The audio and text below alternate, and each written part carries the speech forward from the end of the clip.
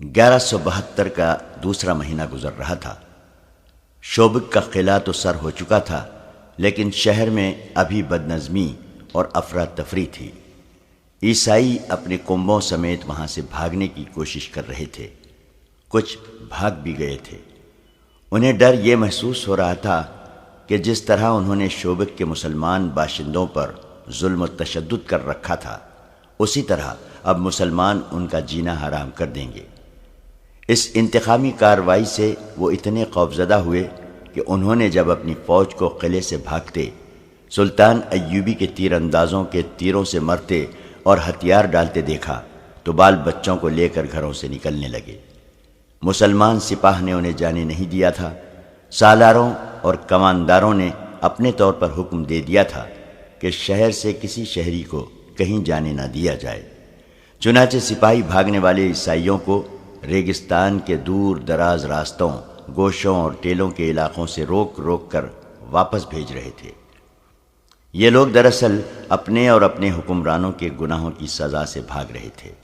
انہوں نے یہاں کے مسلمانوں کو کیڑے مکوڑے بنا رکھا تھا۔ مسلمانوں کا کیمپ اس کا منہ بولتا ثبوت تھا۔ سلطان ایوبی کو اس کیمپ کا علم تھا۔ وہ شوبک میں داخل ہوتے ہی اس کیمپ میں پہنچا اور ایک اندازے کے مطابق وہاں 2000 کے قریب مسلمان قید تھے۔ یہ 2000 لاشیں تھیں۔ ان سے مویشیوں کی طرح کام لیا جاتا تھا۔ ان سے غلاظت تک اٹھوائی جاتی تھی۔ ان میں بہت سے ایسے بھی تھے جو یہاں جوانی میں لائے گئے تھے اور بوڑھے ہو چلے تھے۔ وہ بھول گئے تھے کہ وہ انسان ہیں۔ ان میں پہلی لڑائیوں کے جنگی قیدی بھی تھے، اور ان میں ان بدنصیبوں کی تعداد زیادہ تھی جنہیں صلیبیوں نے قافلوں سے اور شہر سے پکڑ کر کیمپ میں ڈالا تھا۔ یہ امیر کبیر تاجر تھے یا خوبصورت لڑکیوں کے باپ تھے۔ ان سے دولت، مال اور لڑکیاں چھین لی گئی تھیں۔ ان میں شہر کے وہ مسلمان بھی تھے جن کے خلاف یہ الزام تھا کہ وہ سلطنت اسلامیہ کے وفادار اور صلیب کے دشمن ہیں۔ شہر میں جو مسلمان رہتے تھے وہ نماز اور قرآن گھروں میں چھپ چھپ کر پڑھتے تھے، وہ بھی اس طرح کہ آواز باہر نہ جائے۔ وہ معمولی حیثیت کے عیسائیوں کو بھی جھک کر سلام کرتے تھے۔ اپنی جوان بیٹیوں کو تو وہ پردے میں رکھتے ہی تھے، اپنی معصوم بچیوں کو بھی وہ باہر نکلنے نہیں دیتے تھے۔ عیسائی خوبصورت بچیوں کو اغوا کر لیتے تھے۔ سلطان ایوبی نے جب ان 2000 زندہ لاشوں کو دیکھا تو ان کے آنسو نکل آئے تھے۔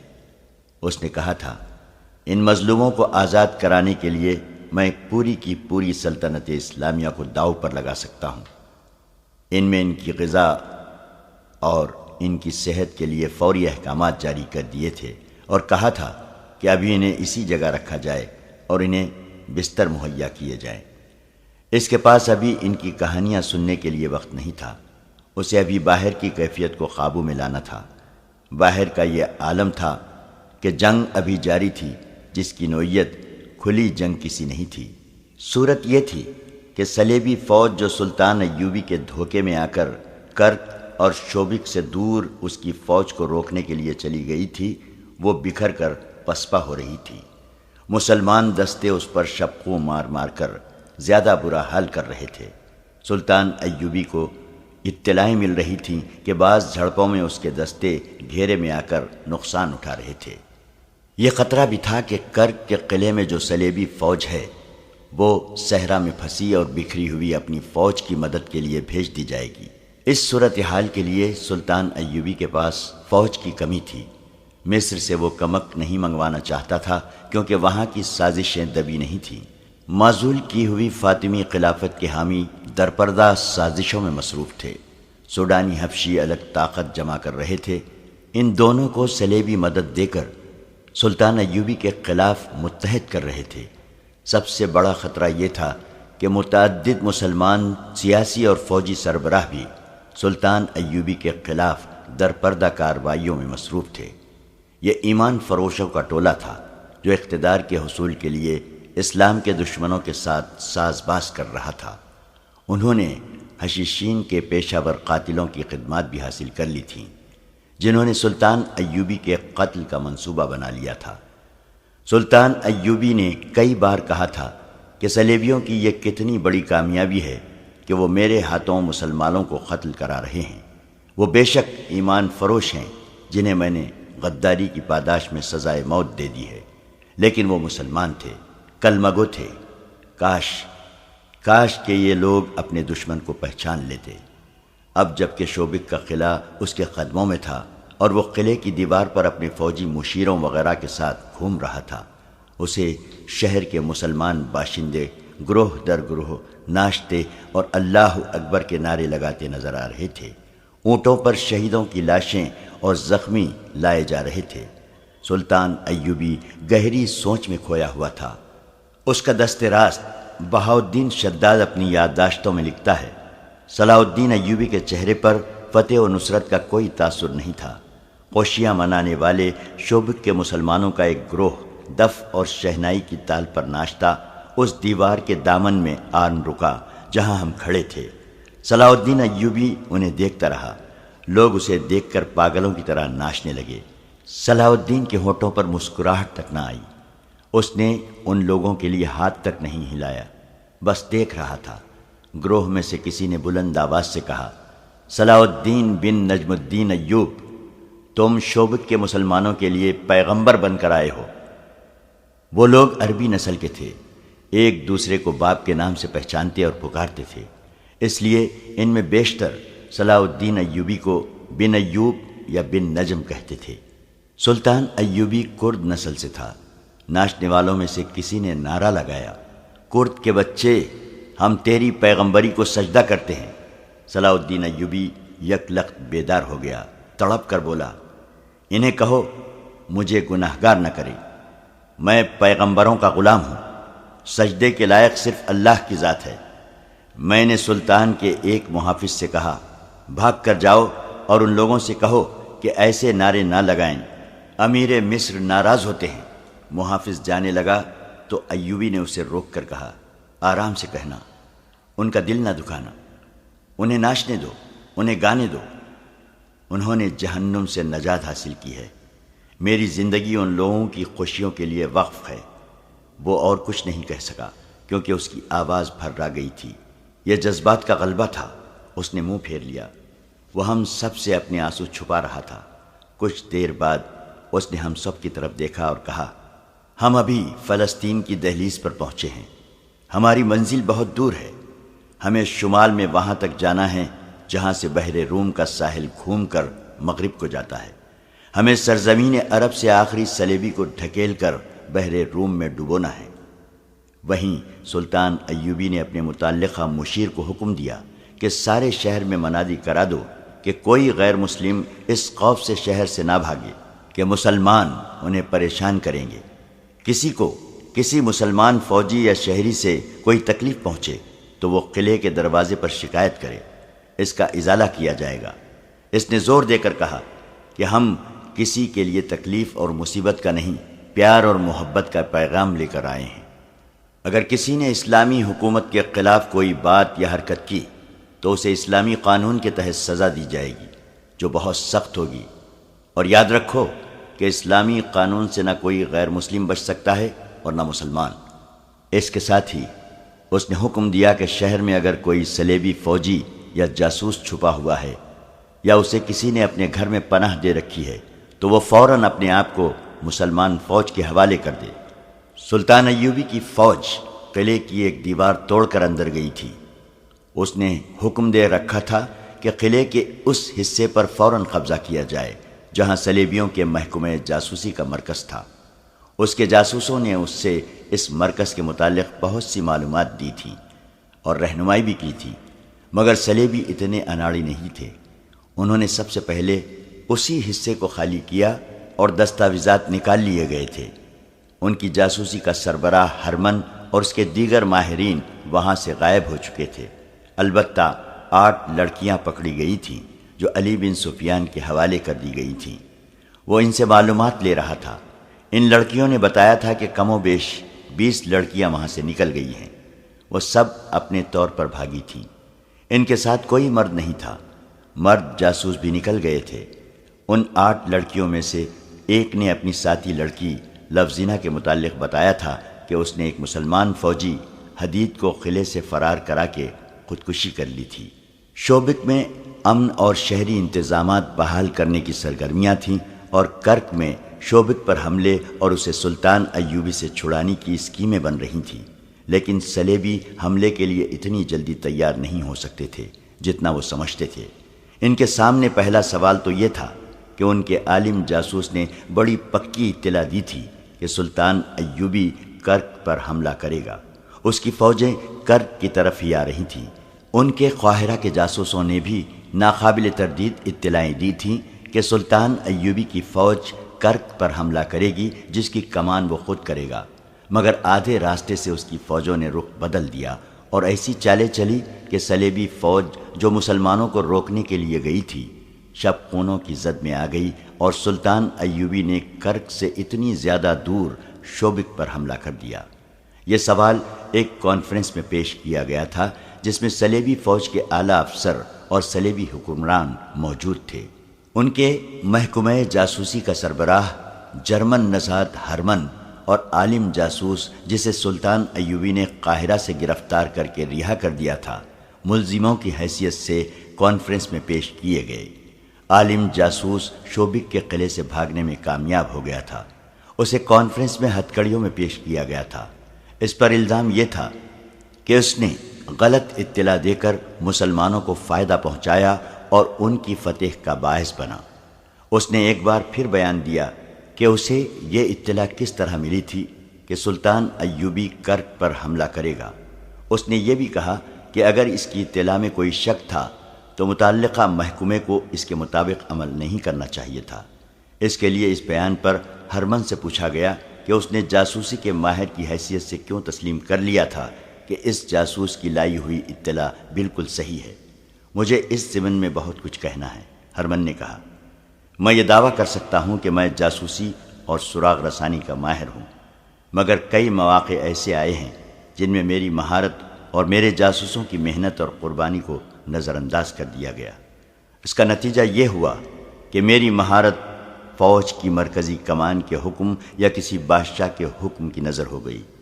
اس کانفرنس میں 3 حکمران موجود ہیں اور ان کی متحدہ کمان کے اعلیٰ کمانڈر بھی موجود ہیں، اور جبکہ ہم اتنی بڑی شکست سے دوچار ہوئے ہیں جس میں شوبک جیسا قلعہ ہاتھ سے نکل گیا ہے، اس کے ساتھ میلوں وسیع علاقے پر مسلمانوں کا قبضہ ہو گیا ہے، سال بھر کی رسد اور دیگر ساز و سامان دشمن کے ہاتھ لگا ہے، اور شوبک کی پوری آبادی مسلمانوں کی غلام ہو گئی ہے۔ میں آپ کی خامیاں اور احمقانہ حرکتیں آپ کے سامنے رکھنا اپنا فرض سمجھتا ہوں، اور میں آپ سب کو بصد احترام یاد دلاتا ہوں کہ ہم نے صلیب پر حلف اٹھایا ہے کہ صلیب کے وقار کے لیے اپنا آپ قربان کر دیں گے۔ اگر آپ میں سے کسی کے ذاتی وقار کو ٹھیس پہنچے تو اسے صلیب کا وقار پیش نظر رکھنا چاہیے۔ ہرمن کی حیثیت ایسی تھی کہ کونارڈ، گے آف لوزینیان اور شاہ اگسٹس جیسے قصر بادشاہ بھی اس کی بات رد کرنے کی جرت نہیں کرتے تھے۔ جاسوسی کا تمام تر نظام اس کے ہاتھ میں تھا، ان میں تباہ کار جاسوس بھی تھے۔ ہرمن کسی بھی حکمران کو خفیہ طریقے سے قتل کرانے کی ہمت اور اہلیت رکھتا تھا۔ اسے اجازت دے دی گئی کہ وہ اپنا تجزیہ پیش کرے۔ میں یہ سمجھنے سے قاصر ہوں کہ دشمن کے راز معلوم کرنے کے لیے اور اس کی کردار کشی کے لیے صرف لڑکیوں پر کیوں بھروسہ کیا جا رہا ہے؟ اس نے پوچھا۔ اس لیے کہ عورت انسان کی بہت بڑی کمزوری ہے، کسی حکمران نے کہا۔ کردار کشی کا بہترین ذریعہ عورت ہے، خواہ وہ تحریر میں ہو یا گوشت پوش کی صورت میں ہو۔ کیا تم اس سے انکار کر سکتے ہو کہ عرب میں بہت سے مسلمان امراء، قلعے داروں اور وزراء کو ہم نے عورت کے ہاتھوں اپنا غلام بنا لیا ہے؟ لیکن آپ یہ نہیں سوچ رہے ہیں کہ اس وقت مسلمانوں کی حکومت فوج کے ہاتھ میں ہے، ہرمن نے کہا۔ ان کا خلیفہ اپنا حکم نہیں منوا سکتا، فوجی امور میں اس کا کوئی عمل دخل نہیں۔ صلاح الدین ایوبی کی مصر میں حیثیت ایک گورنر کی ہے، لیکن اس نے وہاں کے خلیفہ کو معزول کر دیا ہے۔ ادھر نور الدین زنگی ہے جس کی حیثیت ایک سالار اور وزیر کی ہے، لیکن جنگی امور میں اسے بغداد کے خلیفہ سے حکم اور اجازت لینے کی کوئی ضرورت نہیں۔ لہذا یہ پیش نظر رکھیے کہ آپ نے چند ایک امیروں، وزیروں اور قلعے داروں کو ہاتھ میں لے لیا ہے تو ان کی حیثیت چند ایک غداروں کی ہے، وہ آپ کو اپنے ملک کا 1 انچ علاقہ بھی نہیں دے سکتے۔ اسلامی سلطنت کے اصل حکمران فوجی ہیں۔ نور الدین زنگی اور صلاح الدین ایوبی نے اپنی فوجوں کی تربیت ایسی کی ہے کہ آپ لڑکیوں سے اس فوج کا کردار خراب نہیں کر سکتے اور نہ ہی کر سکے ہیں۔ اس فوج کے لیے شراب پینا سنگین جرم ہے۔ اسلام میں ہر کسی کے لیے شراب حرام ہے۔ اس پابندی کا اثر یہ ہے کہ مسلمان فوجی ہو یا شہری، وہ اپنے ہوش ٹھکانے رکھتا ہے۔ اگر صلاح الدین ایوبی شراب کا عادی ہوتا تو آج مصر ہمارا ہوتا، اور صلاح الدین ایوبی شوبک کے قلعے کا فاتح نہ ہوتا بلکہ اس قلعے میں ہمارا قیدی ہوتا۔ ہرمن، ایک کمانڈر نے اسے ٹوک کر کہا، اپنی بات لڑکیوں تک رکھو، ہمارے پاس مسلمانوں کے اوصاف سننے کے لیے وقت نہیں ہے۔ میں یہ کہنا چاہتا ہوں، ہرمن نے کہا، کہ جاسوسی کے لیے لڑکیوں کا استعمال ناکام ہو چکا ہے۔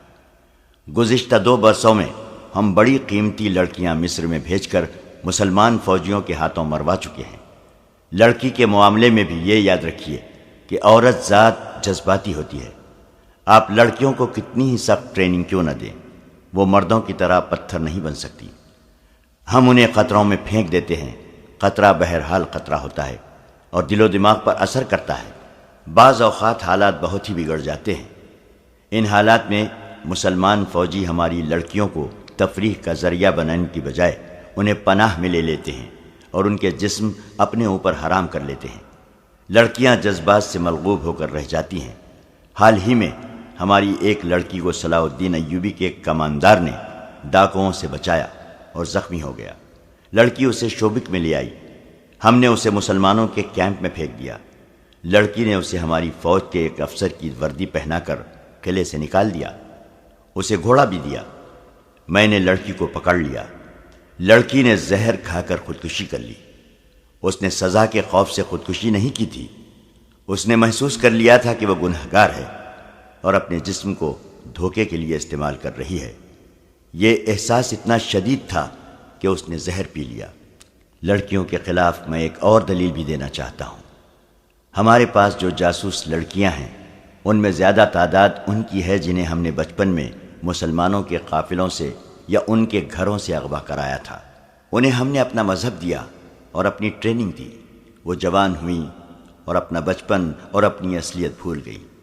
انہیں یاد بھی نہ رہا کہ وہ مسلمان کی بیٹیاں ہیں، مگر ہم نے ان کے صرف نام بدلے، ان کا مذہب اور ان کا کردار بدلا، ان کے خون کو نہ بدل سکے۔ میں انسانی نفسیات کو سمجھتا ہوں، لیکن یہ میرا تجربہ ہے کہ مسلمان کی نفسیات دوسرے مذاہب کے انسانوں سے مختلف ہے۔ یہ لڑکیاں جب کسی مسلمان کے سامنے جاتی ہیں تو جیسے انہیں اچانک یاد آ جاتا ہے کہ ان کی رگوں میں بھی مسلمان باپ کا خون ہے۔ مسلمان کے خون سے اس کا مذہب نکلتا نہیں۔ تم یہ کہنا چاہتے ہو کہ کسی لڑکی کو جاسوسی کے لیے نہ بھیجا جائے؟ ایک کماندار نے اس سے پوچھا۔ کسی ایسی لڑکی کو نہ بھیجا جائے جو کسی مسلمان کے گھر پیدا ہوئی تھی، ہرمن نے جواب دیا۔ اگر آپ لڑکیوں کو میرے محکمے سے نکال ہی دیں تو سلیب کے لیے بہتر ہی رہے گا۔ آپ مسلمان عمرہ کے حرموں میں لڑکیاں بھیجتے رہیں، آپ انہیں پھانس سکتے ہیں، وہ آسانی سے آپ کے ہاتھ میں آ جاتے ہیں، کیونکہ انہوں نے میدان جنگ نہیں دیکھا، ان کی تلوار ہماری تلوار سے نہیں ٹکرائی۔ ہمیں ان کی صرف فوج پہچانتی ہے، دشمن کو صرف فوج جانتی ہے، اس لیے وہ ہمارے جھانسے میں نہیں آ سکتی۔ صلیبیوں کا شاہ اگسٹس انتہا درجے کا شیطان فطرت حکمران تھا جو اسلام کی دشمنی کو عبادت سمجھتا تھا۔ اس نے کہا، ہرمن، تمہاری نگاہ محدود ہے، تم صرف صلاح الدین اور نور الدین کو دیکھ رہے ہو، ہم اسلام کو دیکھ رہے ہیں۔ ہمیں اس مذہب کی بیخ کنی کرنی ہے، اس کے لیے کردار کشی اور نظریات میں شکوک پیدا کرنا لازمی ہے۔ مسلمانوں میں ایسی تہذیب رائج کرو جس میں کشش ہو۔ ضروری نہیں کہ ہم اپنا مقصد اپنی زندگی میں حاصل کر لیں، ہم یہ کام اپنی اگلی نسل کے سپرد کریں گے۔ کچھ کامیابی وہ حاصل کرے گی اور یہ مہم اس سے اگلی نسل ہاتھ میں لے لے گی۔ پھر ایک دور ایسا آیا ہی جائے گا جب اسلام کا نام و نشان نہیں رہے گا۔ اگر اسلام زندہ رہا بھی تو یہ مذہب کسی اور صلاح الدین اور نور الدین زنگی کو جنم نہیں دے گا۔ میں وثوق سے کہتا ہوں کہ مذہب مسلمانوں کا اپنا ہوگا، لیکن یہ مذہب ہماری تہذیب میں رنگا ہوا ہوگا۔ ہرمن، آج سے 100 سال بعد پر نظر رکھو۔ فتح اور شکست عارضی واقعات ہیں۔ ہم شوبک پر دوبارہ قبضہ کر لیں گے۔ تم مصر میں سازشوں کو مضبوط کرو، فاطمیوں اور سوڈانی حبشیوں کو مدد دو، حشیشین کو استعمال کرو۔ کانفرنس کے کمرے میں ایک صلیبی افسر داخل ہوا، گرج سے اٹا ہوا اور تھکا ہوا تھا۔ وہ اس فوج کے کمانڈروں میں سے تھا جو باہر ریگستان میں چلی گئی تھی اور آہستہ آہستہ کرک کی طرف پسپا ہو رہی تھی۔ وہ بہت پریشان تھا۔ اس نے کہا، فوج کی حالت اچھی نہیں۔ میں یہ تجویز لے کے آیا ہوں کہ کرک کی تمام تر فوج کے ساتھ کافی کمک ملا کر شوبک پر حملہ کر دیا جائے اور مسلمانوں کو مجبور کیا جائے کہ وہ آمنے سامنے کی جنگ لڑیں۔ اس وقت جنگ کی کیفیت یہ ہے کہ ہمارے دستے مرکزی کمان کے حکم کے مطابق کرک کی طرف پیچھے ہٹ رہے ہیں۔ مسلمانوں کے شبخون مارنے والے دستے تھوڑی سی نفری سے رات کو عقبی حصے پر شبخون مارتے اور غائب ہو جاتے ہیں۔ دن کے وقت ان کے تیر انداز چند ایک تیر برسا کر نقصان کرتے اور غائب ہو جاتے ہیں۔ وہ نشانے گھوڑے یا اونٹ کو بناتے ہیں۔ جس جانور کو تیر لگتا ہے وہ بھگدڑ مچا دیتا ہے۔ اسے دیکھ کر دوسرے گھوڑے اور اونٹ بھی ڈرتے ہیں اور بے قابو ہو جاتے ہیں۔ ہم نے رک کر ادھر ادھر کے دستے اکٹھے کیے اور جوابی حملے کرنے کی کوشش کی، لیکن مسلمان آمنے سامنے نہیں آتے۔ ہمارے کچھ دستوں کو انہوں نے صرف اس لیے مارا ہے کہ مسلمان انہیں اپنی مرضی کے میدان میں لے جا کر لڑاتے ہیں۔ سپاہ میں لڑنے کا جذبہ مان پڑ گیا ہے۔ جذبے کو بیدار کرنے کے لیے ضروری ہے کہ ایک شدید جوابی حملہ کیا جائے۔ اس مسئلے پر بحث شروع ہو گئی۔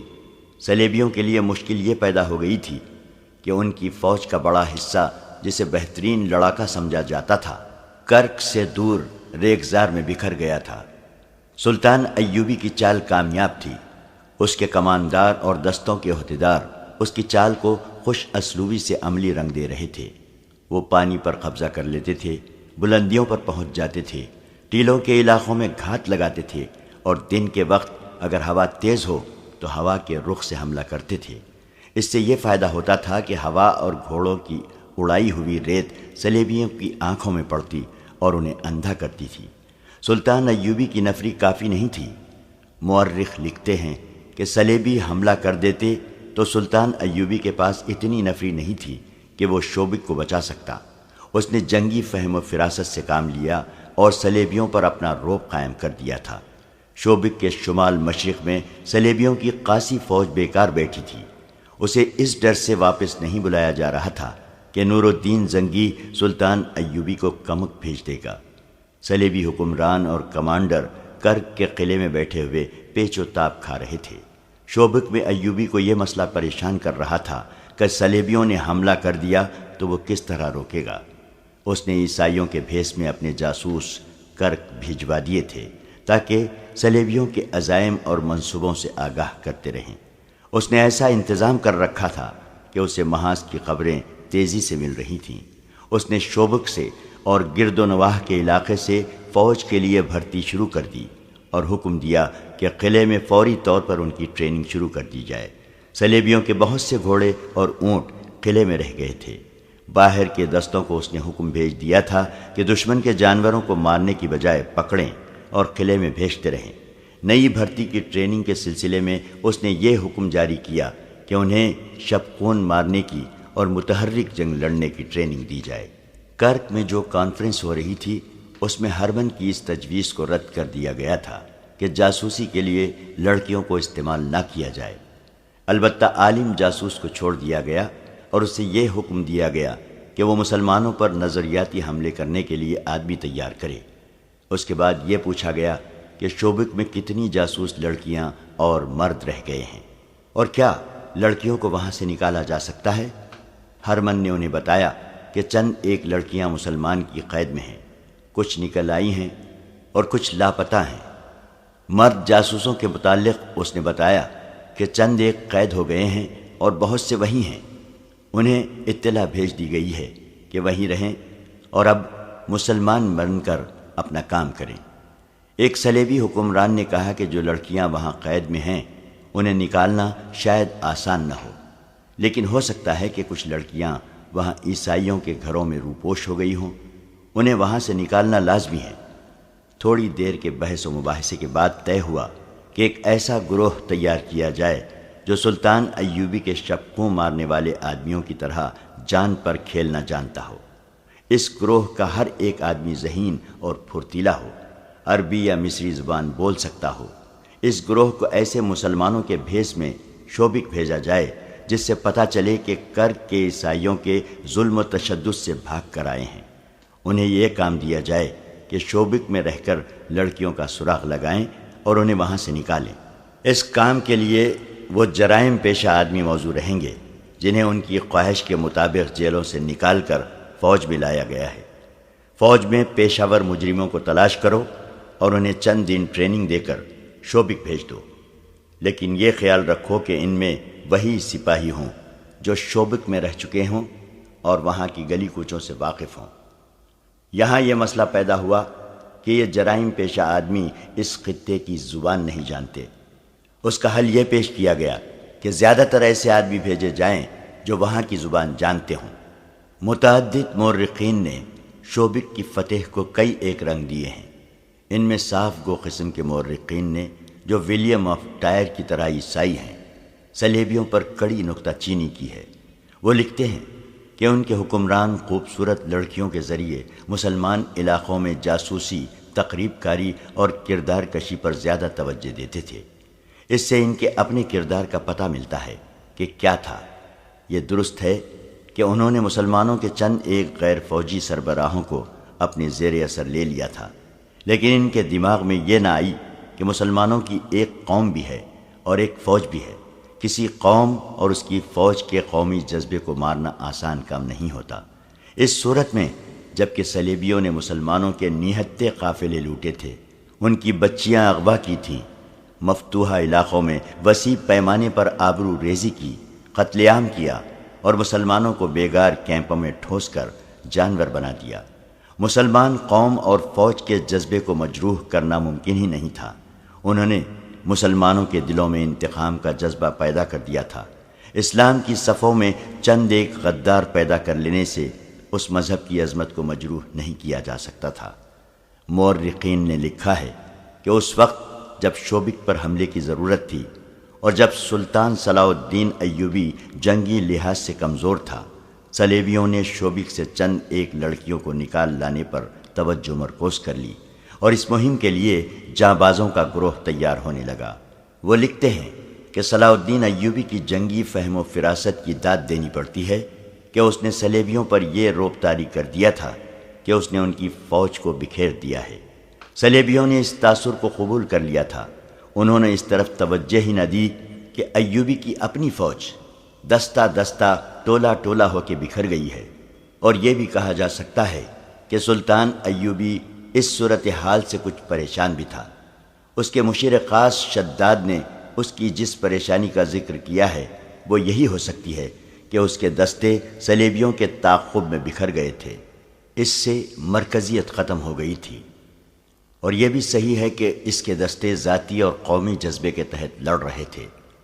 ایسی مثالیں بھی ملی ہیں کہ بعض مسلمان دستے صحرائی بھول بھلیوں میں بھٹک گئے اور خوراک اور پانی سے محروم رہے، لیکن وہ ہر حال اور ہر کیفیت میں لڑتے رہے۔ یہ جذبے کی جنگ تھی جس سے صلیبی سپاہی آری تھے۔ انہوں نے اپنے کمانڈروں کو پسپا ہوتے دیکھا تو ان میں لڑنے کا جذبہ ختم ہو گیا۔ اگر صلیبی ادھر توجہ دیتے تو ایوبی کی بکھری ہوئی فوج پر قابو پا سکتے تھے، مگر وہ ذرا ذرا سی باتوں پر اتنی زیادہ توجہ دیتے تھے جتنی اہم جنگی امور پر دی جاتی ہے۔ یہاں ایک اور وضاحت ضروری ہے۔ اس دور کے صلیبی واقعہ نگاروں کے حوالے سے 2-3 غیر مسلم مورخین نے اس قسم کی غلط بیانی کی ہے کہ سلطان صلاح الدین ایوبی نے مسلسل 2 سال شوبک کو محاصرے میں رکھا اور ناکام لوٹ گیا۔ انہوں نے اس کی وجہ یہ بیان کی ہے کہ نور الدین زنگی اور صلاح الدین ایوبی کے درمیان غلط فہمی پیدا ہو گئی تھی۔ زنگی کو اس کے مشیروں نے خبردار کیا تھا کہ ایوبی مصر کو اپنے ذاتی تسلط میں رکھ کر فلسطین کا بھی خود مختار حکمران بننا چاہتا ہے۔ وہ فلسطین پر قبضہ کر کے زنگی کو معزول کر دے گا۔ یہ مورخین لکھتے ہیں کہ نور الدین زنگی نے اس بہانے شوبک کو اپنی فوج روانہ کر دی کہ یہ سلطان ایوبی کے لیے کمک ہے، لیکن اس نے اپنے کمانڈروں کو یہ خفیہ ہدایت دی تھی کہ وہ شوبک کے جنگی امور اپنے قبضے میں لے لیں۔ چنانچہ یہ فوج آئی۔ سلطان ایوبی سے کسی نے کہا کہ نور الدین زنگی نے یہ فوج اس کی مدد کے لیے نہیں بھیجی، بلکہ اس کی مرکزی کمان پر قبضہ کرنے کے لیے بھیجی ہے۔ یہ سن کر سلطان ایوبی دل برداشتہ ہو گیا اور وہ شوبک کا محاصرہ اٹھا کر مصر کو کوچ کر گیا۔ عیسائی مورخین نے زنگی اور ایوبی کی اس مفروضہ چپقلش کو بہت اچھالا ہے، لیکن ان مورخین کی تعداد زیادہ ہے جنہوں نے یہ ثابت کیا ہے کہ سلطان ایوبی نے 1.5 ماہ کے محاصرے کے بعد شوبک کا قلعہ لے لیا تھا۔ البتہ یہ پتہ بھی ملتا ہے کہ صلیبی تخریب کاروں نے نور الدین زنگی کو سلطان ایوبی کے خلاف بھڑکانے کی کوشش کی، جو کامیاب نہیں ہو سکی۔ اس کا ثبوت یہ ہے کہ سلطان ایوبی کے والد نجم الدین ایوب لمبی مسافت طے کر کے شوبک پہنچے۔ انہیں شک ہو گیا تھا کہ ان کا بیٹا ایسی حماقت پر اتر ہی نہ آیا ہو، اور کہیں ایسا نہ ہو کہ تخریب کار اس کے کان زنگی کے خلاف بھر دے۔ بہاؤالدین شداد اپنی یادداشتوں میں رقم تراز ہے۔ اپنے والد بزرگوار کو دیکھ کر ایوبی بہت حیران ہوا، ان کے گھٹنے چھو کر مصافحہ کیا اور سمجھا کہ محترم والد اسے فتح کی مبارکباد دینے آئے ہیں، مگر انہوں نے بیٹے کو پہلے الفاظ یہ کہے، کیا نور الدین زنگی جاہل ہے جس نے مجھ جیسے گمنام اور غریب آدمی کے بیٹے کو مصر کا حکمران بنا ڈالا ہے؟ کیا مجھے یہ سننا پڑے گا کہ تیرا بیٹا ذاتی اقتدار کی خاطر سلطنت اسلامیہ کے محافظ نور الدین زنگی کا دشمن ہو گیا ہے؟ جاؤ اور زنگی سے معافی مانگو۔ بات کھلی تو معلوم ہوا کہ سلطان ایوبی کا ذہن صاف ہے اور نور الدین زنگی سے کمک مانگنے والا ہے۔ نجم الدین ایوب مطمئن ہو گئے اور واضح ہو گیا کہ یہ صلیبیوں کی تخریب کاری اور عیاری ہے۔ سلطان ایوبی نے اپنے خصوصی قاصد اور معتمد فقیہ عیسیٰ الحکاری کو اپنے والد محترم کے ساتھ رخصت کیا اور الحکاری کو نور الدین زنگی کے نام ایک تحریری پیغام دیا۔ اس کے ساتھ شوبک کے کچھ تحفے بھی بھیجے۔ اس نے لکھا، بیش قیمت تحفہ شوبک کا قلعہ ہے جو میں آپ کے قدموں میں پیش کرتا ہوں۔ اس کے بعد خدائے عزوجل کی مدد سے کرک کا قلعہ پیش کر دوں گا۔ اس پیغام میں سلطان ایوبی نے واضح کیا تھا کہ صلیبیوں کی تخریب کاری سے خبردار رہیں اور یہ نہ بھولیں کہ کچھ مسلمان امراء بھی اس تخریب کاری اور سازشوں میں صلیبیوں کا ہاتھ بٹا رہے ہیں، ان کی سرکوبی کی جائے۔ اس پیغام میں سلطان ایوبی نے شوبک کی اس وقت کی صورتحال اور اپنی فوج کی کیفیت تفصیل سے لکھی اور کچھ انقلابی تجویزیں بھی پیش کیں۔ اس نے زنگی کو لکھا کہ ان حالات میں جب دشمن ہماری سرزمین پر قلعہ بند ہے اور وہ میدان جنگ میں ہمارے خلاف سرگرم ہیں اور زمین دوز کارروائیوں سے بھی ہمارے درمیان غدار پیدا کر رہا ہے، میں اس نتیجے پر پہنچا ہوں کہ ہماری غیر فوجی قیادت نہ صرف ناکام ہو گئی ہے بلکہ سلطنت اسلامیہ کے لیے خطرہ بن گئی ہے۔ ہم گھر سے دور بے رحم صحراؤں میں دشمن سے برسر پیکار ہیں۔ ہمارے مجاہد لڑتے اور مرتے ہیں، وہ بھوکے اور پیاسے بھی لڑتے ہیں، انہیں کفن نصیب نہیں ہوتے، ان کی لاشیں گھوڑوں کے تلے روندی جاتی ہیں اور صحرائی لومڑیاں اور گدھوں کی خوراک بنتی ہیں۔ اسلام کی عظمت اور قوم کے وقار کو جتنا وہ سمجھتے ہیں اتنا اور کوئی نہیں سمجھ سکتا۔ ہمارے غیر فوجی حکام اور سربراہوں کے خون کا ایک قطرہ نہیں گرتا، وہ میدان جنگ سے بہت دور محفوظ بیٹھے ہیں۔ یہی وجہ ہے کہ وہ عیش و عشرت کے عادی ہو گئے ہیں۔ دشمن انہیں نہایت حسین اور چلبلی لڑکیوں اور یورپ کی شراب سے اپنا مرید بنا لیا ہے۔ ہم دین و ایمان کی سربلندی کے لیے مرتے ہیں اور وہ ایمان کو دشمن کے ہاتھ بیچ کر عیش کرتے اور اس کے ہاتھ مضبوط کرتے ہیں۔ سلطان ایوبی نے لکھا کہ اب جب کہ میں فلسطین کی دہلیز پر آ گیا ہوں اور میں نے فلسطین لیے بغیر واپس نہ جانے کا طے کر لیا ہے، میں ضروری سمجھتا ہوں کہ آپ نور الدین زنگی غیر فوجی قیادت پر کڑی نظر رکھیں۔ امیر العلماء سے کہیں کہ وہ مساجد میں اور ہر جگہ اعلان کر دے کہ سلطنت اسلامیہ کا صرف ایک خلیفہ ہے اور یہ بغداد کی خلافت ہے۔ ہر مسلمان پر اس واحد خلافت کی اطاعت فرض ہے۔ لیکن خطبے میں اور کسی مسجد میں خلیفہ کا نام نہیں لیا جائے گا۔ عظیم نام صرف اللہ اور اس کے رسول صلی اللہ علیہ وسلم کا ہے۔ یہ حکم بھی جاری کیا کہ آئندہ جب خلیفہ یا کوئی حاکم کسی دورے یا معائنے کے لیے باہر نکلے گا تو اس کے محافظ دستے کے سوا کوئی جلوس اس کے ساتھ نہیں ہوگا، اور لوگ راستے میں رک کر اور جھک جھک کر اسے سلام نہیں کریں گے۔ سلطان ایوبی نے سب سے زیادہ اہم بات یہ لکھی کہ شیعہ سنی تفرقہ بڑھتا جا رہا ہے۔ فاطمی خلافت کی معزولی نے اس تفرقے میں اضافہ کر دیا ہے۔ یہ تفریق ختم ہونی چاہیے۔ بے شک خلافت اور حکومت سنی ہے، لیکن کسی سنی حاکم یا اہلکار کو یہ حق حاصل نہیں کہ وہ شیعوں کو اپنا غلام سمجھے۔ حکومت اور فوج میں شیعوں کو پوری نمائندگی دی جائے۔ اس قسم کی کچھ اور بھی انقلابی تجاویز تھیں جو سلطان ایوبی نے نور الدین زنگی کو بھیجی۔ مورخین اس پر متفق ہیں کہ زنگی نے ان پر فوری طور پر عمل کیا۔ اپنے ہاں بھی سلطان ایوبی نے شیعہ سنی تفرقہ پیار و محبت، عقل و دانش سے مٹانا شروع کر دیا۔ کرک میں سلیبی سلطان ایوبی پر جوابی وار کرنے پر غور کر رہے تھے۔ ان کی مرکزی کمان نے قاصدوں کے ذریعے اپنی بکھری ہوئی فوج کو احکام بھیج دیے کہ مسلمانوں سے لڑنے کی کوشش نہ کریں بلکہ نکلنے کی ترکیب کریں تاکہ جوابی حملے کے لیے زیادہ سے زیادہ فوج بچ جائے۔ ان احکام کے ساتھ ہی انہوں نے 40 جابازوں کا ایک گروہ تیار کر لیا جسے مظلوم مسلمانوں کے بحروپ میں شوبک میں داخل ہوا اور لڑکیوں کو وہاں سے نکالنا تھا۔ صلیبی حکمرانوں نے اس خیال سے کہ سلطان ایوبی مصر سے غیر حاضر ہے وہاں اپنے تقریب کاروں میں اضافہ کرنے کا بھی فیصلہ کر لیا۔ وہ سوڈانیوں اور فاطمیوں کو جلد از جلد متحد کر کے قاہرہ پر قبضہ کرنا چاہتے تھے۔ شوبک اور کرک کے درمیانی علاقے میں بہت خون بہہ رہا تھا۔ وہ سارا علاقہ ہموار ریگستان نہیں تھا۔ کئی جگہوں پر مٹی اور ریتیلی سلوں کے ٹیلے تھے اور کہیں ریت کی گول گول ٹیکریاں تھیں جن میں کوئی داخل ہو جائے تو باہر نکلنے کا راستہ نہیں ملتا تھا۔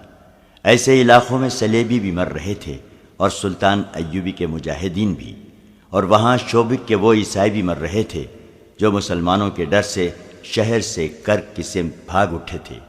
فضا میں گدھوں کے قول اڑ رہے تھے، ان کے پیٹ انسانی گوشت سے بھرے ہوئے تھے۔ صحرائی درندے لاشوں کو چیڑ پھاڑ رہے تھے اور مورکہ آرائی کا یہ عالم تھا جیسے افق سے افق تک انسان ایک دوسرے کا کشت و خون کر رہے ہوں۔ اس وسیع ریگزار میں کہیں کہیں نخلستان بھی تھے جہاں پانی مل جاتا تھا۔ تھکے ہارے انسان، زخمی انسان اور پیاس کے مارے ہوئے انسان وہاں جا جا کر گرتے تھے۔ عماد ہاشم سلطان ایوبی کی فوج کے ایک چھوٹے سے دستے کا کمانڈر تھا۔ وہ شامی باشندہ تھا، اسی لیے وہ اپنا نام عماد شامی بتایا کرتا تھا۔ صلیبیوں کے خلاف جو جذبہ ہر مسلمان سپاہی کے دل میں تھا وہ عماد شامی میں بھی تھا، لیکن اس کے جذبے میں انتقام کا قہر اور غضب زیادہ تھا۔ اس کے متعلق سب جانتے تھے کہ وہ یتیم ہے اور اس کا سگا عزیز رشتہ دار کوئی نہیں، لیکن اسے یہ یقین نہیں تھا کہ وہ یتیم ہے یا نہیں، کیونکہ اس کا باپ اس کی آنکھوں کے سامنے مرا نہیں تھا۔ وہ 13-14 سال کی عمر میں گھر سے بھاگا تھا۔ اس وقت اس کا گھر شوبک میں تھا۔ اسے اچھی طرح یاد تھا کہ اس کے بچپن میں شوبک پر صلیبیوں کا قبضہ ہوا تھا اور انہوں نے مسلمانوں کا کشت و خون شروع کر دیا تھا۔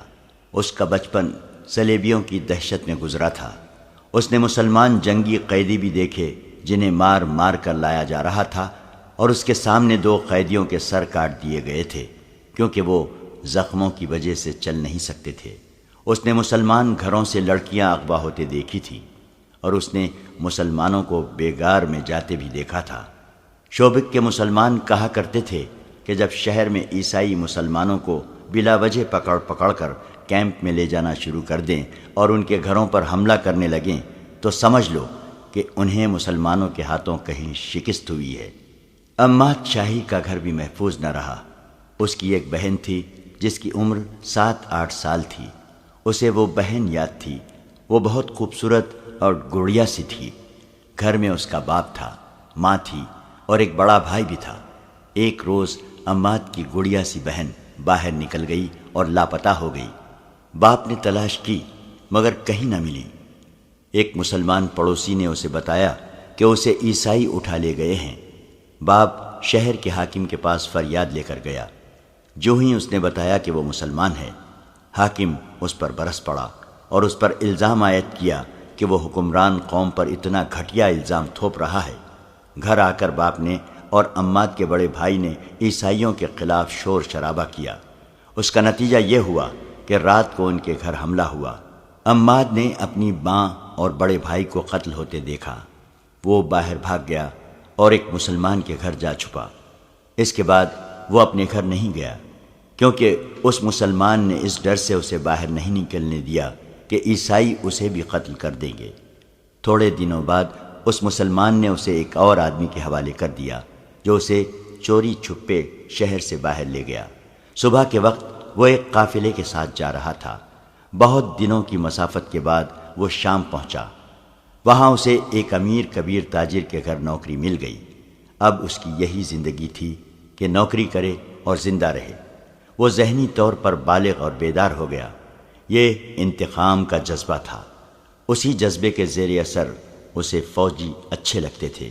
اس نے تاجر کی نوکری چھوڑ کر کسی فوجی حاکم کے گھر میں نوکری کر لی۔ عماد نے اسے بتایا کہ اس پر کیا بیتی ہے اور یہ بھی بتایا کہ وہ فوج میں بھرتی ہونا چاہتا ہے۔ اس حاکم نے اس کی پرورش کی اور 16 سال کی عمر میں اسے شام کی فوج میں بھرتی کرا دیا۔ وہ انتقام کے لیے بے تاب تھا۔ اسے 3-4 معرکوں میں شریک ہونے کا موقع ملا، جن میں اس کے جوہر سامنے آ گئے۔ 11-12 سال بعد اسے اس فوج کے ساتھ مصر روانہ کر دیا گیا جو نور الدین زنگی نے سلطان ایوبی کی مدد کے لیے بھیجی تھی۔ 2 سال مصر میں گزر گئے۔ پھر خدا نے اس کی یہ مراد بھی پوری کی کہ وہ شوبک پر حملہ کرنے والی فوج کے ساتھ گیا، لیکن اسے اس فوج میں رکھا گیا جسے ریگزار میں صلیبیوں کی فوج پر حملے کرنے تھے۔ وہاں وہ صلیبیوں کے لیے قہر بنا ہوا تھا۔ اس کا چھاپا مار سوار دستہ مشہور ہو گیا تھا۔ عماد شامی اپنے سواروں کو ساتھ لیے صحرا میں صلیبیوں کی مشک لیتا پھرتا اور بھیڑیوں اور چیتوں کی طرح ان پر جھپٹتا تھا، مگر ان کے سینے میں جو آگ لگی ہوئی تھی وہ سرد نہیں ہوتی تھی۔ 1 ماہ بعد اس کے دستے میں کل 4 سوار رہ گئے تھے، باقی سب شہید ہو گئے۔ ایک رات اس نے ان 4 سواروں سے صلیبیوں کے کم و بیش 50 افراد کے دستے پر حملہ کر دیا۔ وہ سارا دن چھپ چھپ کر اس کا پیچھا کرتا رہا۔ دن کے وقت وہ 4 سپاہیوں سے 50 سپاہیوں پر حملہ نہیں کر سکتا تھا۔ ان کے تعاقب میں وہ بہت دور نکل گیا۔ رات کو صلیبی رک گئے اور انہوں نے پڑاؤ کیا، لیکن بہت سے سنتری بیدار رکھے۔ عماد نے آدھی رات کے وقت گھوڑوں کو ایڑ لگائی اور سوئے ہوئے صلیبیوں کے درمیان سے اس طرح گزرا کہ برچھی سے دائیں بائیں وار کرتا گیا۔ اس کے 4 جابازوں کا بھی یہی انداز تھا۔ انہیں جو ہلتی چیز نظر آئی اس پر برچھیوں اور تلواروں سے وار کرتے ہوئے اندھیرے میں غائب ہو گئے۔ کئی سوئے ہوئے صلیبی ان کے گھوڑوں تلے روندے گئے۔ سنتریوں نے تاریکی میں تیر چلائے جو خطا گئے۔ آگے جا کر عماد نے اپنے جانباز سواروں کو روکا اور انہیں وہاں سے آہستہ آہستہ پیچھے لایا۔ اس نے یہ بھی نہ سوچا کہ دشمن بیدار ہو چکا ہے۔ وہ گھوڑ سواروں کو پھر قریب لے گیا اور ایڑ لگانے کا حکم دے دیا۔ اندھیرے میں اسے سائے سے گھومتے پھرتے نظر آ رہے تھے۔ 5 گھوڑے سر پر دوڑتے ان کے درمیان سے گزرے، مگر اب وہ دشمن پر وار کر کے آگے گئے تو وہ 5 کی بجائے 3 تھے۔ 2 کو صلیبی تیر اندازوں نے گرا دیا تھا۔ عماد کا خون اور زیادہ جوش میں آ گیا۔ اس نے اپنے مجاہدوں سے کہا، ابھی انتقام لیں گے۔ یہ اس کی حماقت تھی۔ اس نے اپنے دونوں مجاہدوں کو موڑا اور صلیبیوں کے قریب آہستہ آہستہ آ کر حملے کا حکم دے دیا۔ اب تو گھوڑے بھی تھک گئے تھے اور دشمن پوری طرح بیدار ہو گیا تھا۔ اس حملے کا نتیجہ یہ ہوا کہ عماد اکیلا رہ گیا۔ اب کہ وہ دشمن میں سے نکلا تو اس کے ساتھ اپنے 2 ساتھیوں کی بجائے 2 صلیبی تھے جو اس کا تعاقب کر رہے تھے۔ اندھیرے میں اس نے انہیں ان کی للکار سے پہچانا، ورنہ وہ انہیں اپنے ساتھی سمجھ رہا تھا۔ وہ اس کے سر پر پہنچ گئے۔ انہوں نے اس پر تلواروں سے حملہ کیا۔ اس کے پاس لمبی برچھی تھی۔ دوڑتے گھوڑے سے اس نے دونوں کا مقابلہ کیا۔ گھوڑا گھما گھما کر آمنے سامنے آ کر معرکہ لڑا۔ لڑائی خاصی لمبی ہو گئی اور وہ دور ہٹتے چلے گئے۔ آخر عماد نے دونوں صلیبیوں کو مار لیا اور دونوں کے گھوڑے شوبک بھیجنے کے لیے پکڑ لیے۔ ان کی تلواریں بھی لے لی، مگر اسے یہ خیال نہ رہا کہ کہاں تک جا پہنچا ہے۔ اس نے گھوڑے کو اور اپنے آپ کو آرام دینے کے لیے ایک جگہ قیام کیا، لیکن وہ سونے سے ڈرتا تھا، کیونکہ کسی بھی وقت اور کہیں بھی وہ دشمن کے نرغے میں آ سکتا تھا۔ اس نے رات جاگتے گزار دی۔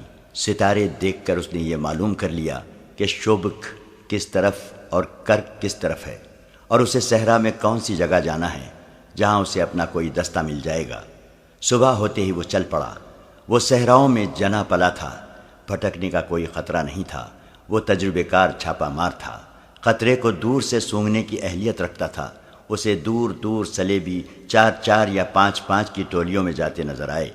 اگر اس کے پاس 2 فالتو گھوڑے نہ ہوتے تو کسی ٹولی پر حملہ کر دیتا۔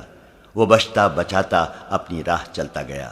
راستے میں اسے کئی جگہ گھوڑوں اور اونٹوں کے مردار اور سلیبی سپاہیوں کی لاشیں پڑی نظر آئیں، جنہیں گدھ اور لومڑیاں کھا رہی تھیں۔ ان میں اس کے اپنے ساتھیوں کی لاشیں بھی ہوں گی۔ وہ چلتا گیا اور سورج افق پر چلا گیا۔ آگے ٹیلوں کا علاقہ آ گیا، جس میں سے راستے ہر چند قدم پر گھومتے تھے۔ یہاں ڈر تھا کہ سلیبیوں کی کوئی ٹولی رات کے لیے قیام کرے گی۔ وہ سورج غروب ہونے سے پہلے وہاں سے نکل جانا چاہتا تھا۔ یہ ڈر بھی تھا کہ کسی ٹیلے پر کوئی تیر انداز نہ بیٹھا ہو۔ وہ ہر طرف اور اوپر دیکھتا چلتا گیا۔ آگے راستہ 2 ٹیلوں کے درمیان سے مڑتا تھا۔ وہاں سے وہ مڑا تو اچانک اسے کسی کے دوڑتے قدموں کی آہٹ سنائی دی۔ کوئی آدمی 7 والے ٹیلے کے پیچھے چھپ گیا تھا۔ اس نے گھوڑے کی باگ کو جھٹکا دیا اور ایڑ لگائی۔ تیز رفتار سے وہ ٹیلے کے پیچھے گیا تو آگے راستہ ایک اور ٹیلے نے بند کر رکھا تھا۔ یہ جگہ ایک وسیع کھڈ بنی ہوئی تھی۔ عماس سے کوئی 20 قدم دور میلے کچیلے سے چغے والا ایک آدمی ہاتھوں اور گھٹنوں کے بل ٹیلے پر چڑھنے کی کوشش کر رہا تھا۔ عماد کی طرف اس کی پیٹھ تھی۔ اس آدمی کا سر ڈھکا ہوا تھا۔ وہ آدمی نہتہ معلوم ہوتا تھا۔ عماد نے اسے للکارا، مگر وہ ٹیلے پر چڑھنے کی کوشش کرتا رہا۔ ٹیلا مشکل قسم کا تھا۔ عماد آگے چلا گیا۔ اس آدمی نے ایک کوشش اور کی، مگر کہیں ہاتھ پاؤں نہ جما سکا۔ وہ نڈھال ہو چکا تھا۔ ٹیلے سے اس کی گرفت ڈھیلی ہو گئی اور وہ لڑکتا ہوا عماد کے گھوڑے کے قدموں میں آن پڑا۔ اس کے سر سے چوغے کی اوڑھنی والا حصہ اتر گیا۔ عماد یہ دیکھ کر حیران رہ گیا کہ وہ ایک جوان لڑکی تھی، اور خوبصورت اتنی جو اس نے پہلے کبھی نہیں دیکھی تھی۔ عماد گھوڑے سے اترا۔ لڑکی خوفزدہ تھی۔ اس کی رہی سہی قوت بھی خوف نے ختم کر دی۔ وہ اٹھی مگر بیٹھ گئی۔ عماد نے اس سے پوچھا کہ وہ کون ہے۔ اس نے جواب دیا، پانی پلاؤ۔ عماد نے ایک گھوڑے سے پانی کی چھاگل کھول کر اسے دے دی۔ اس نے بے تابی سے پانی پیا اور اس کی آنکھیں بند ہونے لگیں۔ عماد نے اسے کھانے کے لیے کچھ دیا۔ جو اس کے پیٹ میں گیا تو اس کے چہرے پر زندگی کے آثار نظر آنے لگے۔ عماد نے اس سے کہا، مجھ سے ڈرو نہیں، بتاؤ کون ہو؟ شوبک سے اپنے خاندان کے ساتھ چلی تھی۔ اس نے تھکی ہاری زبان میں کہا، سب مارے گئے ہیں، میں اکیلی رہ گئی ہوں۔ مسلمانوں نے راستے میں حملہ کر دیا تھا۔ مجھے سچ کیوں نہیں بتا دیتی کہ تم کون ہو؟ عماد نے کہا، تم نے جو کچھ کہا ہے جھوٹ کہا ہے۔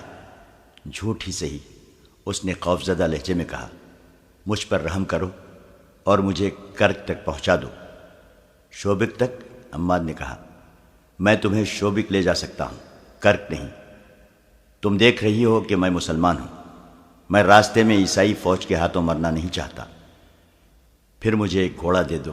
لڑکی نے کہا، میں لڑکی ہوں، اگر راستے میں کسی کے قبضے میں آ گئی تو جانتے ہو کہ میرا انجام کیا ہوگا۔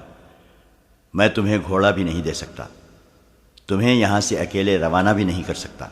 عماد نے کہا، یہ میرا فرض ہے کہ تمہیں اپنے ساتھ شوبک لے جاؤں۔ وہاں مجھے کس کے حوالے کرو گے؟ اپنے حاکموں کے حوالے کروں گا، عماد نے کہا، اور اس سے تسلی دی، تمہارے ساتھ وہ سلوک نہیں ہوگا جس کا تمہیں ڈر ہے۔ لڑکی کرک جانے کی ضد کر رہی تھی۔ عماد نے اسے بتایا کہ انہیں حکم ملا ہے کہ شوبک کے کسی بھی عیسائی باشندے کو وہاں سے بھاگنے نہ دیا جائے۔ اس کے علاوہ اس نے لڑکی کو خبردار کیا کہ وہ کرک تک نہیں پہنچ سکے گی۔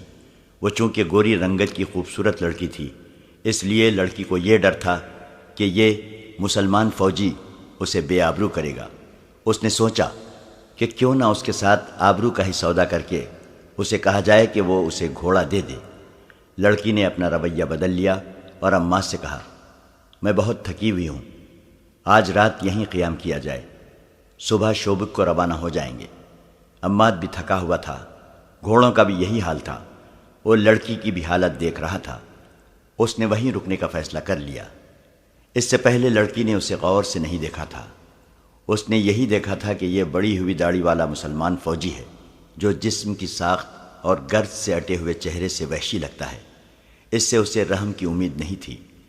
اب جب کہ اس نے کچھ اور ہی سوچ لیا تھا، اس نے عماد کو گہری نظروں سے دیکھا۔ اس وقت عماد بھی اسے گہری نظروں سے دیکھ رہا تھا اور سوچ رہا تھا کہ اس قدر حسین لڑکی کا اس صحرا میں اکیلے رہ جانا، جہاں صلیبی اور اسلامی سپاہی لمبے عرصے سے بھوکے بھیڑیوں کی طرح بھاگتے دوڑتے پھر رہے ہیں، اس کے لیے کتنا خطرناک ہے۔ اور یہ بھی ہو سکتا ہے کہ اس لڑکی پر سپاہی یا کماندار آپس میں ہی لڑ مرے۔ وہ خود بھی فرشتہ نہیں تھا۔ اس نے لڑکی کی آنکھوں میں جھانکا۔ اس وقت لڑکی اسے دیکھ رہی تھی۔ عماد نے کوشش کی کہ وہ لڑکی سے نظریں پھیر لے، مگر لڑکی کی آنکھوں نے اس کی آنکھوں کو گرفتار کر لیا۔ اس نے اپنے جسم کے اندر کوئی ایسا جذبہ محسوس کیا جو اس کے لیے اجنبی تھا۔ اس نے ایک بار نظریں جھکا لی، مگر آنکھیں اپنے آپ پھر اوپر اٹھ گئیں اور وہ بے چین سا ہونے لگا۔ لڑکی کے ہونٹوں پر ہلکی سی مسکراہٹ آ گئی۔ عماد نے آہستہ سے کہا، تم شاید کنواری ہو؟ ہاں، لڑکی نے جواب دیا اور ذرا سا بھی سوچے بغیر کہہ دیا، میرا دنیا میں کوئی نہیں رہا، اگر میرے ساتھ کرک چلے چلو تو میں تمہارے ساتھ شادی کر لوں گی۔ عماد بیدار سا ہو گیا۔ اس نے کہا، پھر تم مجھے کہو گی کہ اپنا مذہب تبدیل کر لو، جو میں نہیں کر سکوں گا۔ تم شوبک چل کر میرے ساتھ شادی کرو اور مسلمان ہو جاؤ۔ مجھے بہرحال کرک جانا ہے، لڑکی نے کہا۔ اگر میرے ساتھ وہاں تک چلو گے تو تمہاری دنیا بدل جائے گی۔ لڑکی نے سودا بازی شروع کر دی تھی، لیکن عماد کچھ اور ہی سوچ رہا تھا۔ یہ سوچ ایسی تھی جسے وہ سمجھ بھی نہیں سکتا تھا۔ وہ بار بار لڑکی کے چہرے، اس کے ریشمی بالوں اور آنکھوں کو دیکھتا اور سر جھکا کر سوچ میں کھو جاتا تھا۔ لڑکی کی جیسے وہ کوئی بات سن ہی نہیں رہا تھا۔ تھوڑی دیر بعد لڑکی کا چہرہ گہری شام کی تاریکی میں چھپ گیا۔ اس نے گھوڑے کے ساتھ بندھے ہوئے تھیلے میں سے کھانے کی 2-3 چیزیں نکالی، لڑکی کو دیں اور خود بھی کھا لی۔ اس کا جسم اس قدر نڈھال تھا، جو ہی لیٹا اس کی آنکھ لگ گئی۔ آدھی رات کے بعد جب لڑکی نے کروٹ بدلی اور اس کی آنکھ کھل گئی، اس نے عماد کو دیکھا۔ وہ قراٹے لے رہا تھا۔ ان سے چند قدم دور گھوڑے کھڑے تھے۔ رات کے پچھلے پہر کا چاند ٹیلوں کے اوپر آ گیا تھا۔ صحرائی چاندنی آئینے کی طرح شفاف تھی۔ لڑکی نے گھوڑوں کو دیکھا۔ عماد کو اتنا ہوش بھی نہ تھا کہ سونے سے پہلے گھوڑوں کی زینیں اتار دیتا۔ لڑکی نے گھوڑے تیار دیکھے۔ عماد کو گہری نیند سوئے دیکھا اور یہ بھی محسوس کیا کہ پیٹ میں خوراک اور پانی جانے سے اس کا جسم تر و تازہ ہو گیا ہے، تو اس نے اپنے چوغے کے اندر ہاتھ ڈالا۔ جب اس کا ہاتھ باہر آیا تو اس کی اتنی دلکش انگلیوں نے ایک خنجر کو مضبوطی سے پکڑ رکھا تھا۔ چاندنی میں اسے عماد کا چہرہ نظر آ رہا تھا۔ وہ تو بے ہوشی کی نیند سویا ہوا تھا۔ لڑکی نے چاندنی میں چمکتے ہوئے خنجر کو دیکھا اور ایک بار پھر عماد کے چہرے پر نظر ڈالی۔ عماد آہستہ سے کچھ بڑبڑایا۔ وہ نیند میں بول رہا تھا۔ لڑکی یہی سمجھ سکی کہ وہ گھر والوں کو یاد کر رہا ہے۔ لڑکی نے عماد کے سینے کو غور سے دیکھا اور اندازہ کیا کہ اس کا دل کہاں ہے۔ وہ ایک سے دوسرا وار کرنا نہیں چاہتی تھی۔ یہ وار دل پر ہونا چاہیے تھا تاکہ عماد فوراً مر جائے، ورنہ وہ مرتے مرتے بھی اسے مار ڈالے گا۔ لڑکی نے خنجر کو اور زیادہ مضبوطی سے پکڑ لیا اور گھوڑوں کو دیکھا۔ اس نے دل ہی دل میں پورا عمل دہرایا۔ وہ خنجر دل میں اتار دے گی اور بھاگ کر ایک گھوڑے پر سوار ہو جائے گی اور گھوڑے کو ایڑ لگا دے گی۔ وہ سپاہی نہیں تھی، ورنہ وہ بلا سوچے سمجھے خنجر مار کر عماد کو ختم کر دیتی۔ یہی وجہ کافی تھی کہ عماد مسلمان ہے اور اس کا دشمن، مگر وہ بار بار عماد کے چہرے پر نظریں گاڑ لیتی تھی، اور جب اسے قتل کرنے کے لیے خنجر کو مضبوطی سے پکڑتی تو اس کا دل دھڑکنے لگتا تھا۔ عماد ایک بار پھر بڑبڑایا۔ اب کہ اس کے الفاظ ذرا صاف تھے۔ وہ خواب میں اپنے گھر پہنچا ہوا تھا۔ اس کی ماں کا نام لیا، بہن کو بھی یاد کیا اور کچھ ایسے الفاظ کہے جیسے انہیں قتل کر دیا گیا، اور عماد قاتلوں کو ڈھونڈ رہا تھا۔ کوئی احساس یا جذبہ لڑکی کا ہاتھ روک رہا تھا۔ خوف بھی ہو سکتا تھا، یہ قتل نہ کرنے کا جذبہ بھی ہو سکتا تھا۔ لڑکی بے چین ہو گئی۔ اس نے یہ ارادہ کیا کہ قتل نہ کرے، آہستہ سے اٹھے، گھوڑے پر بیٹھے اور آہستہ آہستہ اس کھٹ سے نکل جائے۔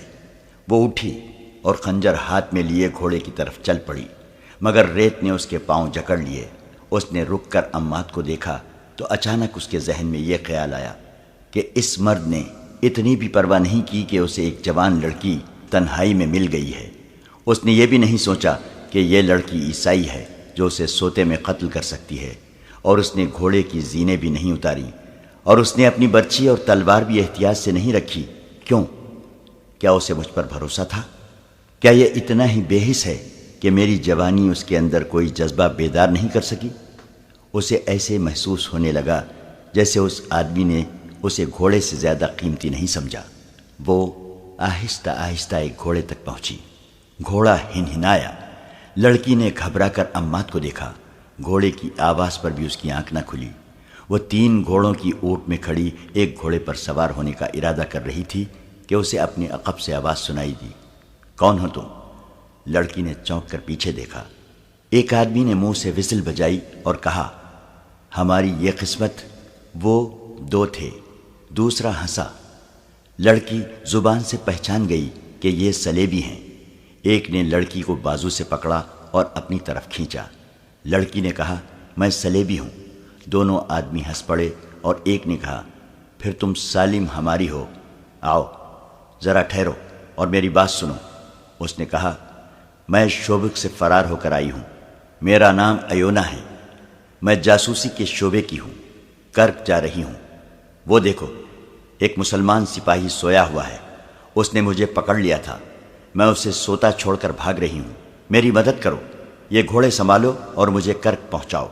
اس نے انہیں اچھی طرح سمجھایا کہ وہ سلیبی فوج کے لیے کتنی قیمتی اور کارآمد لڑکی ہے۔ ایک سلیبی نے اسے وحشیوں کی طرح بازوؤں میں جکڑ لیا اور کہا، جہاں کہو گی پہنچا دیں گے۔ دوسرے نے ایک بیہودہ بات کہہ دی اور دونوں اسے ایک طرف کو دھکیلنے لگے۔ وہ سلیبی فوج کے پیادہ سپاہی تھے جو مسلمان چھاپا ماروں سے بھاگتے پھر رہے تھے۔ رات وہ چھپ کر ذرا آرام کرنا چاہتے تھے۔ ایسی خوبصورت لڑکی نے انہیں حیوان بنا دیا۔ لڑکی نے جب دیکھا کہ انہیں سلیب کا بھی کوئی خیال نہیں تو اس نے اس امید پر بلند آواز سے بولنا شروع کر دیا کہ عماد جاگ اٹھے گا۔ اسے سپاہیوں نے گھسیٹنا شروع کر دیا۔ اچانک ایک نے گھبرائی ہوئی آواز میں اپنے ساتھی کا نام لے کر کہا، بچو، مگر اس نے بچنے سے پہلے ہی عماد کی برچی اس کے پیٹھ میں اتر چکی تھی۔ دوسرے نے تلوار سونت لی۔ اس وقت لڑکی نے دیکھا کہ اس کے ہاتھ میں خنجر ہے۔ اس نے خنجر سلیبی سپاہی کے پہلو میں گھونپ دیا۔ ایک کے بعد دیگرے 2 اور وار کیے اور چلا چلا کر کہا، تمہیں زندہ رہنے کا کوئی حق نہیں۔ تم سلیب کے نام پر غلیظ داغ ہو۔ جب دونوں سلیبی ٹھنڈے ہو گئے تو لڑکی بے قابو ہو کر رونے لگی۔ عماد نے اسے بہلایا اور کہا، اب یہاں رکنا ٹھیک نہیں، ہو سکتا ہے زیادہ سپاہی ادھر آ نکلے، ہم ابھی شوبک کو روانہ ہو جاتے ہیں۔ اس نے لڑکی سے پوچھا، انہوں نے تمہیں جگایا تھا؟ نہیں، لڑکی نے جواب دیا، میں جاگ رہی تھی اور گھوڑوں کے پاس کھڑی تھی۔ وہاں کیوں؟ گھوڑے پر سوار ہو کر بھاگنے کے لیے، لڑکی نے اعتراف کرتے ہوئے کہا، میں تمہارے ساتھ نہیں جانا چاہتی تھی۔ تم نے خنجر کہاں سے لیا ہے؟ میرے پاس تھا، لڑکی نے جواب دیا، میں نے پہلے ہی ہاتھ میں لے رکھا تھا۔ پہلے ہی ہاتھ میں کیوں لے رکھا تھا؟ عماد نے پوچھا۔ شاید اس لیے کہ میں جاگ اٹھوں تو تم مجھے قتل کر دو۔ لڑکی نے جواب نہ دیا۔ عماد کو دیکھتی رہی۔ کچھ دیر بعد بولی، میں تمہیں قتل کر کے بھاگنا چاہتی تھی، بیشتر اس کے کہ تم مجھے قتل کرو۔ میں تمہیں بتا دینا چاہتی ہوں کہ میں نے یہ خنجر تمہیں قتل کرنے کے لیے کھولا تھا، لیکن ہاتھ اٹھا نہیں۔ میں یہ نہیں بتا سکتی کہ میں نے تمہارے دل میں خنجر کیوں نہیں اتارا۔ تمہاری زندگی میرے ہاتھ میں تھی، میں بزدل نہیں، پھر بھی میں تمہیں قتل نہ کر سکی۔ میں کوئی وجہ بیان نہیں کر سکتی، شاید تم کچھ بتا سکو۔ زندگی اور موت اللہ کے ہاتھ میں ہے، عماد نے کہا۔ تمہارا ہاتھ میرے خدا نے روکا تھا اور تمہاری عزت خدا نے بچائی ہے۔ میرا وجود تو ایک بہانہ اور ایک سبب تھا۔ کسی گھوڑے پر سوار ہو جاؤ اور چلو۔ لڑکی نے خنجر عماد کی طرف بڑھا کر کہا، میرا خنجر اپنے پاس رکھ لو ورنہ میں تمہیں قتل کر دوں گی۔ تم میری تلوار بھی اپنے پاس رکھ لو۔ عماد نے کہا، تم مجھے قتل نہیں کر سکو گی۔ یہ مذاق نہیں تھا، دونوں پر سنجیدگی طاری تھی۔ وہ گھوڑوں پر سوار ہوئے اور تیسرا گھوڑا ساتھ لے کر چل پڑے۔ سورج نکلنے تک وہ اس علاقے میں پہنچ چکے تھے جہاں کوئی صلیبی سپاہی نظر نہیں آتا تھا۔ عماد کی اپنی فوج کے چند سپاہی اسے نظر آئے، جن کے ساتھ اس نے کچھ باتیں کی اور چلتے گئے۔ اپریل کا سورج بہت ہی گرم تھا۔ وہ منہ اور سر لپیٹے ہوئے چلتے گئے۔ دور سے ریت پانی کے سمندر کی طرح چمکتی نظر آتی تھی اور بائیں سمت ریتیلی سلوں کی پہاڑیاں نظر آ رہی تھیں۔ سفر کے دوران وہ آپس میں کوئی بات نہ کر سکے۔ گرمی کے علاوہ ان لاشوں نے بھی ان پر خاموشی طاری کر رکھی تھی جو انہیں ادھر ادھر بکھری ہوئی نظر آ رہی تھیں۔ کوئی ایک بھی لاش سالم نہیں تھی۔ گدھوں اور درندوں نے ان کے اعضاء الگ الگ کر دیے تھے۔ بعض لاشوں کی صرف ہڈیاں اور کھوپڑیاں رہ گئی تھیں۔ عماد نے لڑکی سے کہا، یہ تمہاری قوم کے سپاہی ہیں۔ یہ ان بادشاہوں کی خواہشوں کا شکار ہو گئے ہیں جو اسلامی سلطنت کو ختم کرنے برطانیہ، فرانس، جرمنی، اٹلی اور نہ جانے کہاں کہاں سے آئے ہیں۔ لڑکی خاموش رہی۔ وہ بار بار عماد کو دیکھتی تھی اور آہ بھر کر سر جھکا لیتی تھی۔ عماد نے سلوں کی پہاڑیوں کا رخ کر لیا۔ اسے معلوم تھا کہ وہاں پانی ضرور ہوگا اور سایہ بھی۔ سورج ان کے پیچھے جانے لگا تو وہ پہاڑیوں میں پہنچ گئے۔ تلاش کے بعد انہیں ہری جھاڑیاں اور گھاس نظر آئی۔ ایک جگہ سے پہاڑی کا دامن پھٹا ہوا تھا، وہاں پانی تھا۔ وہ گھوڑوں سے اترے، پہلے خود پانی پیا، پھر گھوڑوں کو پانی پینے کے لیے چھوڑ دیا اور سائے میں بیٹھ گئے۔ تم کون ہو؟ لڑکی نے اس سے پوچھا۔ تمہارا نام کیا ہے؟ کہاں کے رہنے والے ہو؟ میں مسلمان ہوں، عماد نے جواب دیا۔ میرا نام عماد ہے اور میں شامی ہوں۔ رات خواب میں تم کسے یاد کر رہے تھے؟ یاد نہیں رہا، عماد نے کہا۔ میں شاید خواب میں بول رہا ہوں گا۔ میرے ساتھی مجھے بتایا کرتے ہیں کہ میں خواب میں بولا کرتا ہوں۔ تمہاری ماں ہے، بہن ہے؟ لڑکی نے پوچھا اور کہا، شاید تم انہیں یاد کر رہے تھے۔ تھیں کبھی، عماد نے آہ بھر کر کہا۔ اب انہیں خواب میں دیکھا کرتا ہوں۔ لڑکی نے اس سے ساری بات پوچھنے کی بہت کوشش کی، لیکن عماد نے اور کچھ نہیں بتایا۔ اس نے لڑکی سے کہا، تم نے اپنے متعلق جھوٹ بولا تھا۔ مجھے پوچھنے کی کوئی ضرورت نہیں کہ تم کون ہو۔ میں تمہیں متعلقہ حاکم کے حوالے کر کے واپس آ جاؤں گا۔ اگر سچ بول سکو تو اپنے متعلق کچھ بتا دو، لیکن یہ نہ کہنا کہ تم ان صلیبی لڑکیوں میں سے نہیں ہو جو ہمارے ملک میں جاسوسی کے لیے آتی ہیں۔ تم ٹھیک کہتے ہو، لڑکی نے کہا۔ میں جاسوس لڑکی ہوں، میرا نام ایونا ہے۔ تمہارے ماں باپ کو معلوم ہے کہ تمہارا کام کس قسم کا ہے؟ عماد نے پوچھا۔ میرے ماں باپ نہیں ہیں، ایونا نے جواب دیا۔ میں نے ان کی صورت بھی نہیں دیکھی۔ میرا محکمہ میری ماں اور اس محکومے کا حاکم ہرمن میرا باپ ہے۔ اس نے یہ بات یہیں پر ختم کر دی اور کہا، میری ایک ساتھی لڑکی نے ایک مسلمان سپاہی کو بچانے کے لیے زہر پی لیا تھا۔ میں اس وقت بہت حیران ہوئی تھی کہ کوئی صلیبی لڑکی ایک مسلمان کے لیے اتنی بڑی قربانی دے سکتی ہے۔ میں آج محسوس کر رہی ہوں کہ ایسا ہو سکتا ہے۔